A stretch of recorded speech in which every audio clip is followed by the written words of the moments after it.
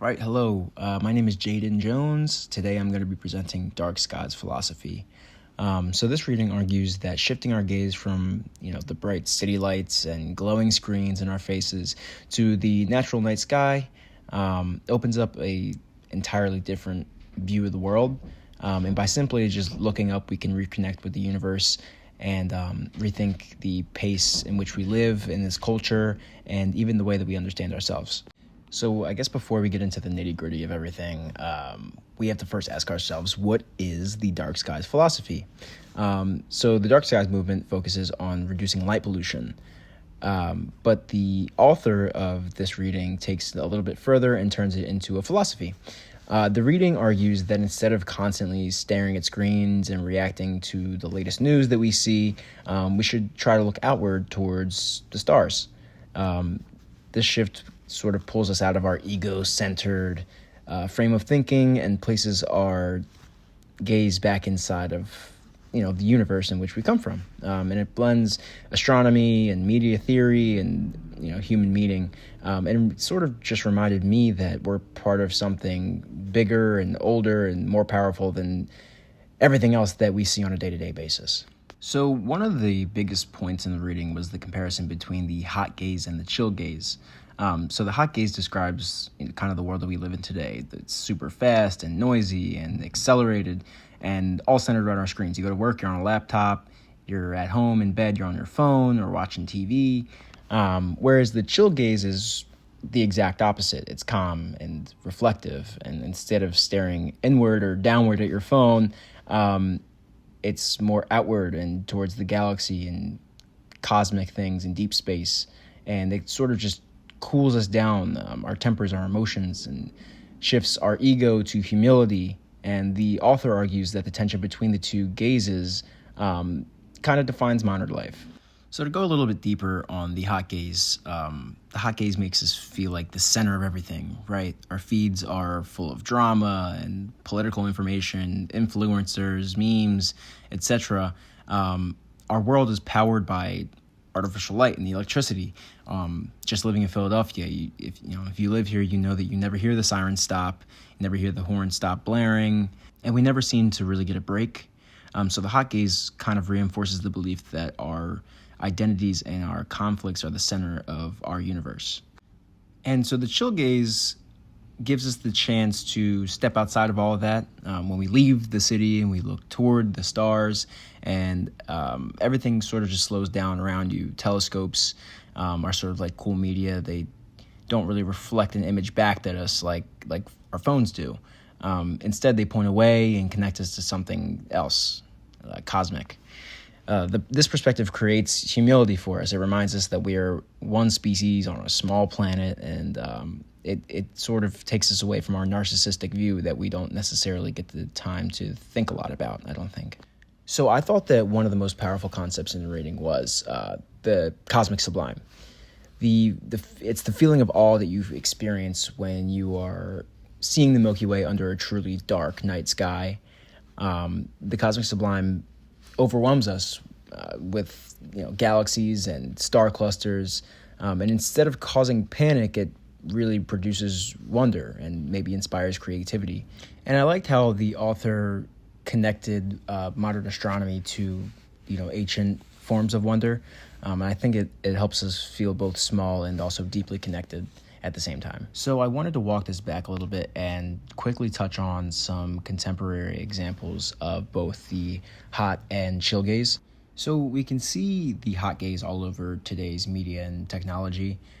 First, for example, TikTok trends and that rise and fall within hours, and they really embody the speed and intensity that the author talks about. There's viral challenges and memes that are built around rapid reaction and constant engagement. And second, smartphones are a pretty good example as well. They heat up our attention with notifications and alerts and feeds that are based perfectly upon us with algorithms, create a nonstop loop of stimulation. We're always reacting to everything that we see constantly, and we fairly rarely reflect on ourselves or anything else. And then last, influencer scandals kind of give us a good example of the emotional heat of the hot gaze. Platforms reward conflict and drama and everything else, and that keeps our attention locked into our egocentric world. And so again, the other side of that coin is the chill gaze, which also appears in modern culture. The James Webb Telescope is one of the most clear examples to me. It's images that show us ancient galaxies and the earliest light in the universe. Those things went viral because they pulled people away from themselves and into a different time. Also sky parks, so places like Utah and Wyoming and Texas specifically, are places that people travel to just to see the Milky Way. So these trips kind of just show us the desire to reconnect with the natural darkness and the clear skies. And then last, even, online photography communities, they showed the chill gaze as well. Images of comets and stars bring people together, and people form communities about it. So I wanted to quickly touch on the whole sky park thing quickly. So this is the world's largest sky reserve. So this is an area developed across West Texas and then northern Mexico. It spans about 15,000 square miles and protects visibility of the Milky Way.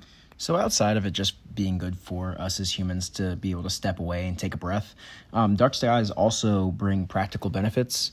Lower lighting reduces wildlife disruptions and decreases certain health risks. And also it cuts energy consumption, which is great. There's also a growing tourism economy built around stargazing, and astronomers rely on dark skies for research so we can learn more about our galaxy and everything around us. So that said, dark skies isn't only a romantic way of looking at life and the opportunity to step away, but it also gives us real environmental and economic advantages as well.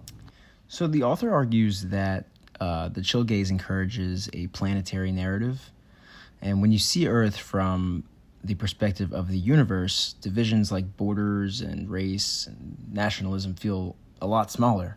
Humans share 99.5% of our DNA, meaning we are far more alike than we are different, which is something that a lot of people don't really understand. But that's neither here nor there. The cosmic perspective sort of encourages a universal human identity rather than a divided one. And it's more so based on our shared existence on our tiny planet in a huge galaxy. The reading also explains the spaceship Earth idea, that Earth is effectively a spaceship, and we share limited resources and depend on each other for survival. Seeing the planet this way really promotes sustainability and cooperation with one another, and to think in the long term. So moving forward to minimalism versus maximalism. Our society is built on maximalism, with bright lights and screens and constant entertainment. Dark skies philosophy offers an alternative. The aesthetic of it is minimalist, with less noise and less light, less distraction. In the darkness, you see things slow down. The world becomes a little bit more quiet, more reflective. And the author argues that this shift would cool down our culture and reduce our footprint environmentally. So the reading ends with a list of dreams for the future, cities that dim lights at night, and worldwide dark sky reserves, humanity under a cosmic narrative, and a culture guided by wonder rather than consumption. The author imagines a future shaped by the chill gaze, built on curiosity and connection and awe, which I really align with, as I believe that our culture has become way too hot and way too based upon quick news and efficient everything, and everything's so fast. So to reflect on the reading a little bit, I think that the philosophy is really powerful. I truly do agree that the cosmic perspective reduces ego and helps people see the bigger picture, and the environmental and energy saving benefits are definitely real. But I mean, I guess not a critique, but sort of just trying to rationalize everything and see how realistic it could be.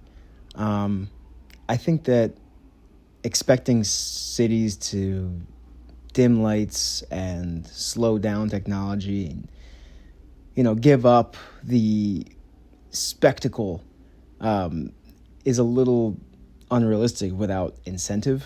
I think that people have really come to rely on speed and convenience, and the hot gaze is more embedded into our society and economy and culture than ever before, and I think that that's just going to keep growing. But I mean, still, the philosophy does matter because it reminds us of what we're missing, with silence and humility. So I think that even partial shifts towards the chill gaze and the dreams mentioned at the end of the reading would truly better our society and help it to cool down. And to round off our presentation here, we have some discussion questions. This is just a couple of things that I thought during my reading and then after and while doing the presentation, things like that. I sort of waited till the end to bring these thoughts to the forefront because I had already spent so much time thinking about it. But first, does seeing the night sky actually change how we think about ourselves? 2, can technology ever produce a chill gaze, or does it always have to be heat? 3, would you or anybody else support dimming city lights to save energy? 4, is a planetary narrative realistic in today's political climate? And 5, do you think a cosmic perspective could reduce racism and division? All right, well, I thank you for watching. I hope you keep those lights dim and you have a happy holiday.